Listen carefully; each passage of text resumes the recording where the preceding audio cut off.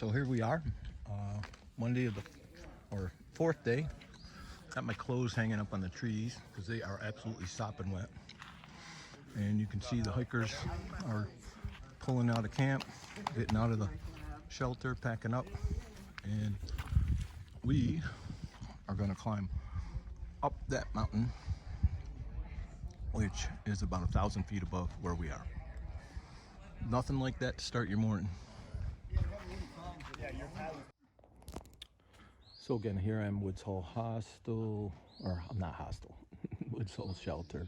A couple kids that, from Ohio that slept near me, had nice kids, they're just out of college. There's a privy down the hill here. You can just barely see it between the trees here. Not the prettiest piece of bathroom equipment, let me tell you. Gonna again climb that mountain today, first thing, and got to break my tent down. It's over there, and it's just pretty much a big mess right now. So anyways, wanted to share. So I'm just headed out of Woods Hole Shelter, and this is the trail back and to the Appalachian Trail. You'll see a blue blaze that I'm coming up on. Blue blazes mark side trails. I'm going to stop and get a liter of water to get me up Blood Mountain. It's about a 1,000-foot elevation change over a mile, so it's pretty steep. But there's the blue blaze, and I'm going to filter water. Maybe I'll do a quick video about water filter. Okay, so you can see I've got just a liter of water in that filter. The filter's actually inside the bag.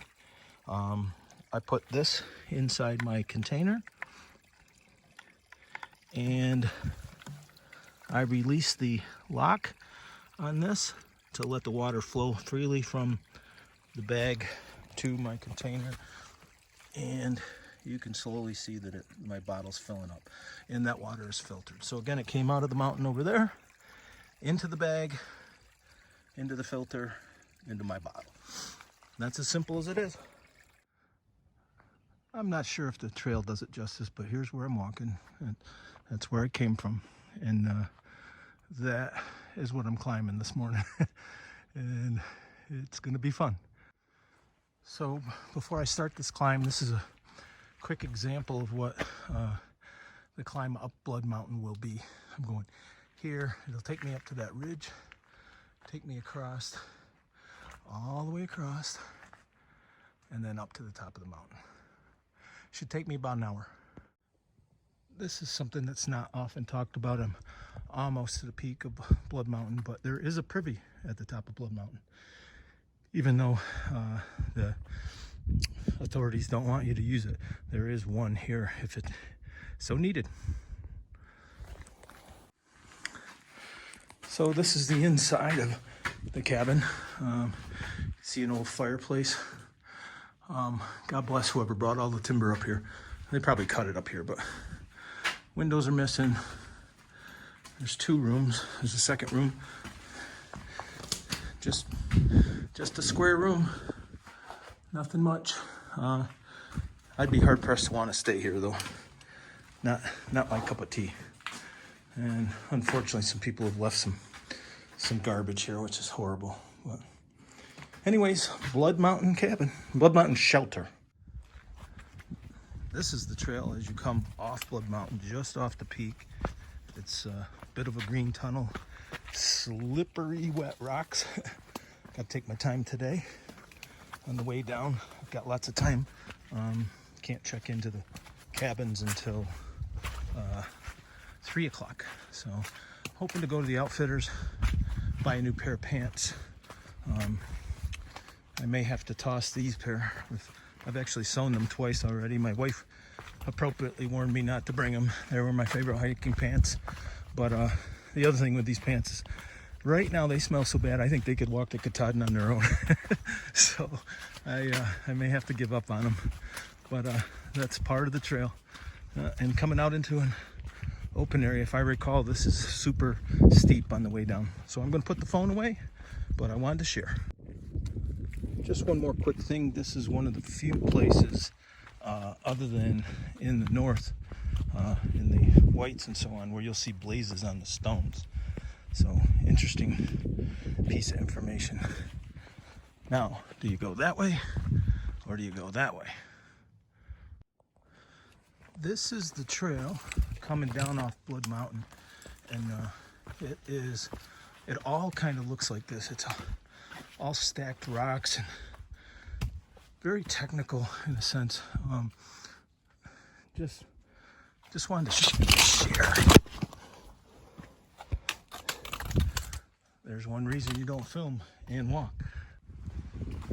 So I'm down the mountain, probably a little more than halfway, and that top half is really tough, really technical, all rock hopping, very steep, very muddy, slippery, 2 days of torrential rain, but the whole time down I'm thinking about my good friend Kevin White, who I was fortunate enough to talk into coming down here to section hike with me a few years back, and we were all excited. We started at McCall Falls and did the approach trail, and we got here in 3 days, and of course we weren't in shape, and Kevin, pants got caught on a root. Kevin lost both his big toenails, reportedly coming down this hill, because of improper fitting shoes. And it's reminded me that you always learn more in life from your losses than you do your victories. Very much like my previous life as an athletic director and coach. You know, it's great to be successful, but what drove us all, or drives us all, is the loss. And quite honestly, it's a study of life. You know, you probably don't move forward if you don't have failures. And those people that are driven don't quit, they keep going. And fortunately, Kevin told me he wanted to come back and hike the next year, and we did the next year, and he did just fine. So anyways, again, about halfway down, gonna get to Neel Crossing.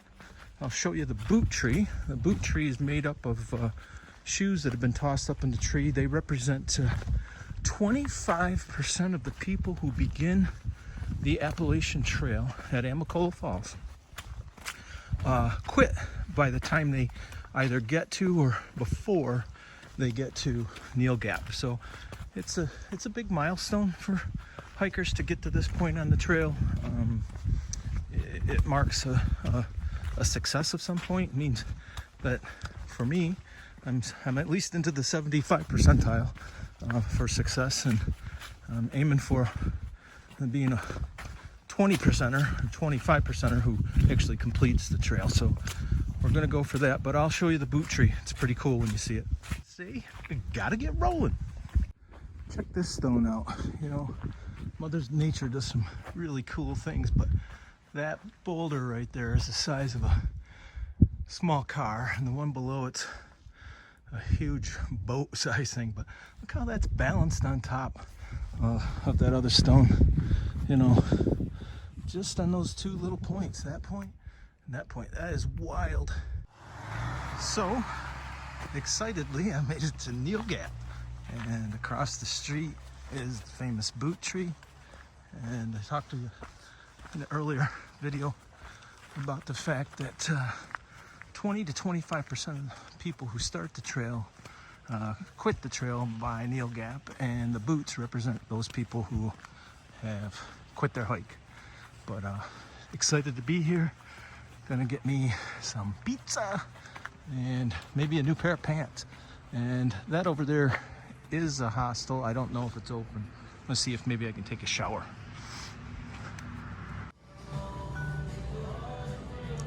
So this is the inside of the store at Mountain Crossings, where hikers stop to resupply, get some equipment, do pack shakedowns, all sorts of things.